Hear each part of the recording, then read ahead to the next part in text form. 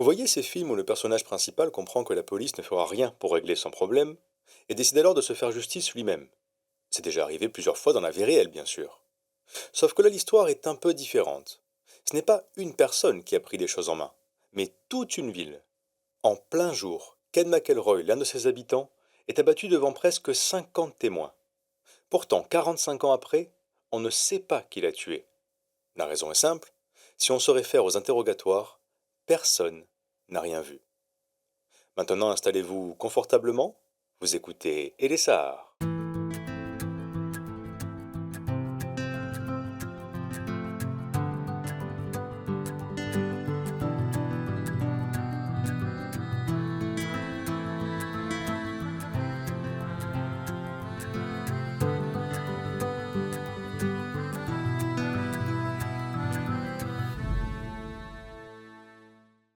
Venez avec moi.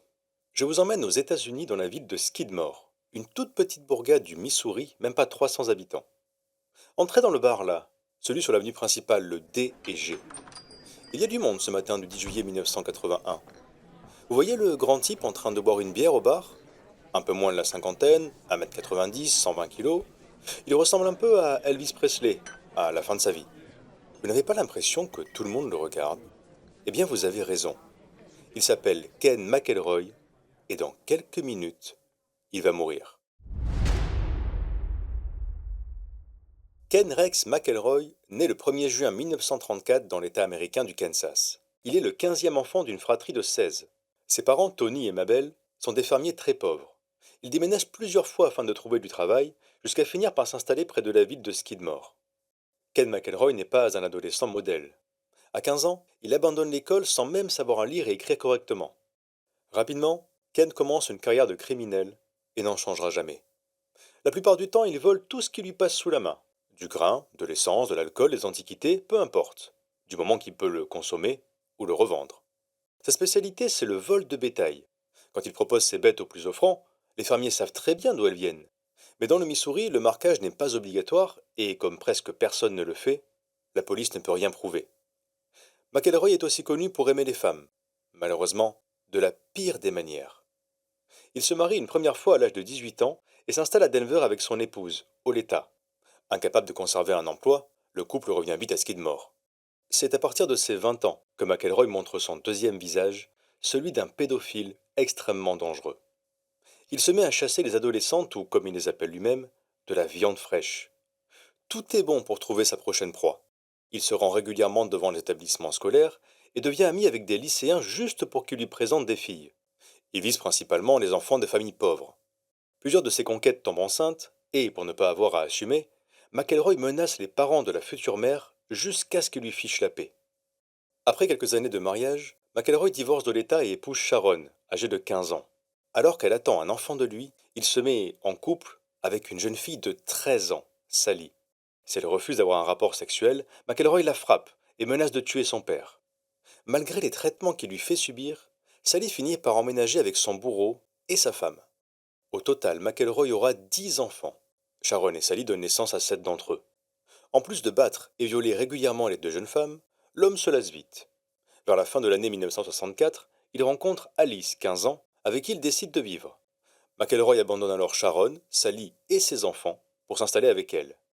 Le couple est rejoint par Marcia un peu plus tard. En 1969, Ken McElroy fait la connaissance de celle qui sera sa dernière épouse, Trena McCloud.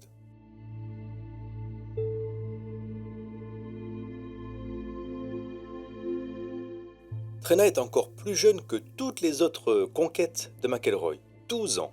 Lui en a 35 à ce moment-là. Pour cacher leur relation, le pédophile va jusqu'à payer un garçon de l'âge de Trena. Sa mission, se faire passer pour son petit ami. C'est lui qui vient la récupérer chez ses parents avant de la confier à McElroy, puis la raccompagne quand elle doit rentrer chez elle. Tout le monde sait ce qui se passe vraiment. Mais comme pour les autres jeunes filles, personne ne fait rien. McElroy viole régulièrement Trena. Quand ses parents le comprennent enfin et menacent de tout raconter à la police, l'homme attend que le couple s'absente, met le feu à sa maison et tue le chien de la famille. Trena tombe enceinte à 14 ans. Elle abandonne l'école et vient habiter chez McElroy et sa femme Alice, en prenant la place de Marcia désormais de trop. Les violences et les viols continuent pour l'épouse et la maîtresse. 2 semaines après l'accouchement de Trena, elles décident toutes les deux de s'enfuir en emportant l'enfant. Comme elles ne savent pas où aller, elles se réfugient chez les parents de Trena. McElroy est fou de rage. Malheureusement, il ne met pas longtemps avant de retrouver leurs traces et les ramène de force. Histoire de leur faire passer l'envie de recommencer, il attend encore une fois que les parents McLeod s'absentent pour mettre le feu à leur maison et tuer leur nouveau chien. Trena est horrifiée, mais a bien trop peur pour faire quoi que ce soit. 2 jours plus tard, elle va chez le médecin pour y faire examiner sa fille. Le docteur remarque rapidement que quelque chose ne va pas avec sa mère. La jeune femme est très agitée, on dirait même qu'elle a peur. À force de patience, le médecin met Trena en confiance et elle finit par tout lui raconter. Les viols, les coups, les incendies de la maison de ses parents, la terreur qu'elle ressent au quotidien. Cette fois-ci, il y a du concret. Le médecin appelle immédiatement les services sociaux qui placent Trena et son enfant dans une famille d'accueil du Missouri.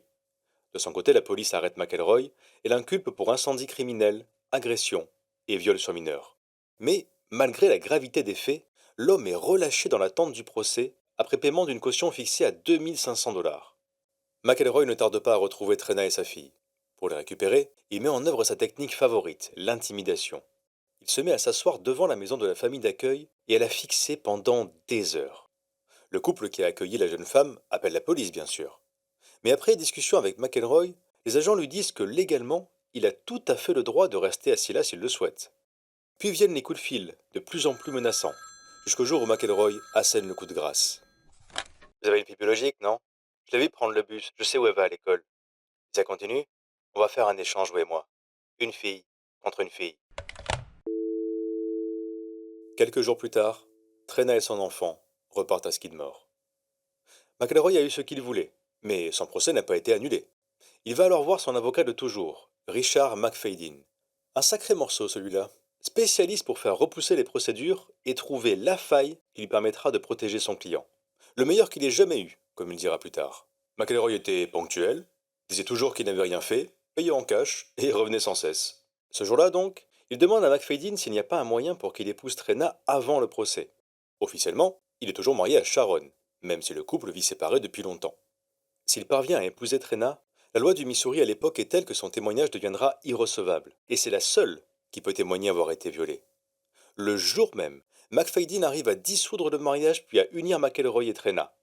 Comme la jeune fille est mineure, sa mère doit signer une autorisation. Après les 2 incendies de sa maison et les 2 meurtres de ses chiens, elle n'a pas la force de s'y opposer. Dès que les papiers sont remplis, McFadden appelle le juge pour lui annoncer la bonne nouvelle. Les poursuites sont abandonnées, McElroy est libre.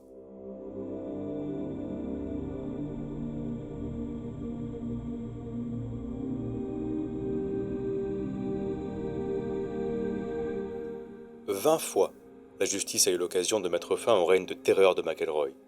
20 fois, il s'en est sorti grâce à son avocat et en intimidant les témoins, la police ou les jurés. Un exemple. Le 27 juillet 1976, Roman Henry, infirmier de Skidmore, se rend au commissariat et accuse McElroy de lui avoir tiré 2 fois dessus avec un fusil. Il raconte l'avoir surpris sur son terrain en train d'essayer une arme à feu. Henry lui demande de partir, McElroy refuse, la tension monte et... Heureusement, Henry n'est pas blessé. McElroy est inculpé pour agression avec intention de tuer. Quand on l'interroge, il maintient qu'il n'a jamais mis les pieds sur le terrain du fermier. Comme il est libre dans l'attente du procès, il commence à se garer devant le domicile d'Henry. 1 fois, 2 fois, 3 fois, près d'une centaine de fois au total. Ce que la victime raconte bien sûr à la police. Mais là encore, il ne fait rien d'illégal. Pendant le procès, 2 chasseurs viennent témoigner en faveur de McElroy. Ils disent qu'ils étaient avec lui le jour des faits, loin du terrain du fermier. C'est faux, bien sûr. Pourtant, ça suffit à convaincre le juge. Ça et l'avocat McFadden qui arrive à décrédibiliser Henry, en rappelant à tout le monde que le fermier a caché sa condamnation pour un délit mineur il y a 30 ans. Bref, McElroy est acquitté. C'est en 1980 que la goutte d'eau fait déborder le vase. Cette année-là, plusieurs des enfants McElroy se rendent à l'épicerie tenue par Ernest Bowenkamp, 70 ans, que tout le monde appelle Beau, et sa femme Lois. Ils achètent des bonbons, mais l'une des enfants commence à partir sans avoir payé, elle ne fait pas exprès. L'employé à la caisse l'appelle, et l'aînée prend ça comme une insulte. Elle arrache les bonbons des mains de l'enfant et les jette par terre, avant de crier que personne n'accuse sa sœur d'être une voleuse. Le couple a beau vouloir calmer les choses, rien n'y fait. Lois Bowenkamp finit par annoncer que la famille McElroy n'est plus la bienvenue. Bien sûr, McElroy père débarque à l'épicerie 20 minutes plus tard. couteau à la main. Sans s'énerver, Lois et son mari expliquent que c'est un malentendu et que personne n'a traité qui que ce soit de voleur. McElroy finit par se calmer et demande un paquet de cigarettes. Beau refuse. Comme l'a dit sa femme, ils ne sont plus les bienvenus ici. L'homme s'en va, mais il ne compte pas en rester là. Fidèle à son modus operandi, il se met à suivre le couple qui tient le magasin. Il se garde devant chez eux et, parfois, tire en l'air avec son fusil. Un jour, il propose même 100 $ à Lois pour qu'elle et Trena, la femme de McElroy, règlent ça en se battant dans la rue. Les Bowenkamp appellent plusieurs fois la police. Vous avez sûrement deviné sa réponse. Elle ne peut rien faire puisque légalement, McElroy est dans son droit. Le 8 juillet 1980, Beau est à l'arrière de l'épicerie. Il attend quelqu'un qui doit réparer la climatisation. Un pick-up arrive et s'arrête à quelques mètres du vieil homme. McElroy en descend. Comme de jeunes enfants sont là, il leur donne de l'argent et leur dit d'aller acheter un soda. Il ne veut pas que quelqu'un voie ce qu'il s'apprête à faire. Dès qu'il se retrouve seul avec Beau, il dégaine son fusil et tire. L'épicier se baisse quand il voit l'arme, mais trop lentement. Il est gravement touché au cou. McElroy s'enfuit avant d'être rapidement rattrapé par un agent de police. Beau survit, et son agresseur est inculpé, une fois de plus. Le procès se tient à l'été 1981. Cette fois-ci, l'avocat McFadden ne trouve aucune faille à exploiter. McElroy est déclaré coupable d'agression, à défaut de tentative de meurtre, et il est condamné à 2 ans de prison ferme. Évidemment, il fait appel. Et là, accrochez-vous, au lieu de le garder en prison, la police le libère dans l'attente du second procès. 4 jours plus tard, McElroy se rend au bar où les gens de Skidmore se réunissent, le D&G, avec un fusil auquel il a attaché une baïonnette. Normalement, il n'a pas droit d'avoir une arme sur lui jusqu'au procès en appel, mais il s'en fiche. Pendant qu'il boit son verre, il raconte sans se cacher ce qu'il va faire subir à Beau. Je vais lui mettre une balle dans la tête, puis je vais l'ouvrir en deux comme une dinde. Quelques personnes présentes sortent du bar et se rendent à la police pour raconter ce qu'elles ont entendu. Les témoignages remontent aux oreilles du procureur, qui demande à ce que McElroy soit immédiatement conduit en détention. Au lieu de ça, le juge décide d'avancer la date du procès au 10 juillet 1981, 5 jours plus tard. Quand la date arrive, les habitants apprennent que l'avocat de McElroy a fait repousser la procédure. Ils sont hors d'eux. Une soixantaine de personnes s'est réunie alors au centre-ville avec le shérif d'Anestès. Officiellement, il s'agit de trouver comment protéger ceux qui vont témoigner contre McElroy. Pour l'avocat McFadden, c'était une réunion pour planifier le meurtre de son client. D'ailleurs, la nuit précédente, il lui a conseillé de quitter la ville quelque temps, ce qu'il n'a pas fait bien sûr. L'assemblée finit par apprendre que McElroy et sa femme sont en ville, plus précisément au bar D&G. Le shérif Estes déconseille au groupe d'aller se frotter à lui, puis il quitte la ville pour rejoindre son bureau dans le comté voisin. Les personnes présentes à la réunion se rendent alors au bar, et une trentaine entrent dans l'établissement. Certains commandent une bière ou un soda, mais la plupart se contentent de fixer McElroy en silence. Lui, il s'en fiche, au contraire, ça l'amuse. Il termine son verre et sort se mettre au volant de son pick-up, sa femme traîne à côté passager. Plusieurs clients le suivent. Voyant l'attroupement, McElroy sourit d'un air de défi et sort une cigarette qu'il place à sa bouche. Avant qu'il puisse s'allumer, les premiers coups de feu se font entendre, 2 de la gauche du véhicule, puis 4 de l'arrière. La vitre du pick-up explose. Trena se fait éclabousser d'un liquide chaud, le sang de son mari. Elle ouvre la portière et sort en hurlant. L'un des hommes présents court vers la jeune femme et l'entraîne en sécurité. À plusieurs kilomètres de là, la radio du shérif Estes se met en marche. Shérif, vous devez revenir à Skidmore. Il y a eu un meurtre. Quoi, McElroy a tué quelqu'un? Négatif. C'est lui la victime. Quand le shérif arrive devant le bar, l'endroit est désert. McElroy est affalé sur le volant de son pick-up, mort. Il n'y a aucune ambulance et la raison est très simple, personne n'a appelé les secours.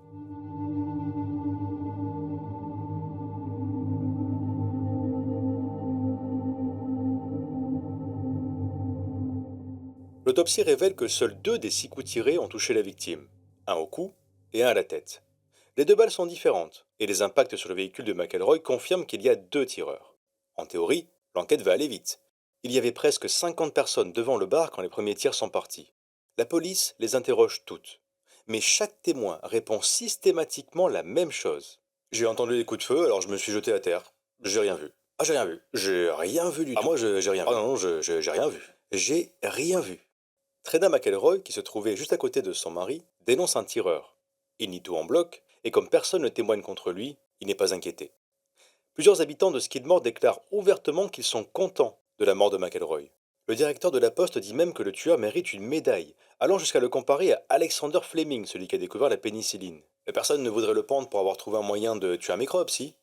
Alors que l'enquête ne mène nulle part, l'histoire fait parler d'elle dans plusieurs États américains, à tel point que le FBI s'en mêle et débarque à Skidmore. Lui aussi fait face à un mur, et repart les mains vides. La mort de Ken McElroy reste une affaire non résolue. Le 9 juillet 1984, presque 3 ans jour pour jour après l'assassinat de son mari, Trina McElroy porte plainte contre la ville de Skidmore, le comté auquel elle est rattachée, le shérif Dan Estes, le maire et l'homme qu'elle pense être le tueur. Elle réclame 5 millions de dollars en compensation. Un arrangement est finalement trouvé en dehors du tribunal et Trina repart avec 17 600 dollars. Personne n'a été accusé de quoi que ce soit. 40 ans après, on ne sait toujours pas qui a tué Ken McElroy, et il ne reste plus grand monde pour résoudre l'énigme. Ernest Bowenkamp, la dernière victime du criminel, Trina, sa femme, l'homme qu'elle accuse d'être le tueur, McFadden, l'avocat, la plupart des gens concernés sont morts aujourd'hui. Skidmore a rétréci avec le temps. La station essence, l'épicerie et l'école ont fermé. À la place du bar DG, on trouve maintenant un restaurant.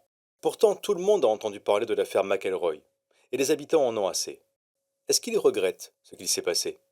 Si vous leur posez la question, ils vous répondront simplement que le 10 juillet 1981, la ville avait besoin de tuer.